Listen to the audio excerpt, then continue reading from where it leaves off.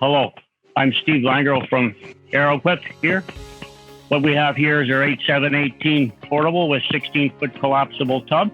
I'll just quickly demonstrate it and talk as I'm doing it.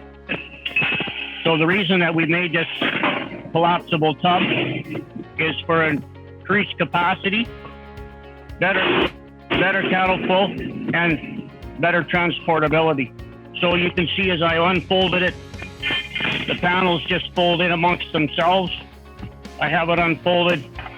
I connect my joiner bars up top here. There you have it. Our tub is, along with being collapsible, it's all part of our 3E system, which stands for easy exit and entry.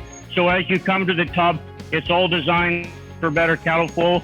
We have no main structure on the bottom of our portable because we've now cut our portable off at the pivot point of the tub.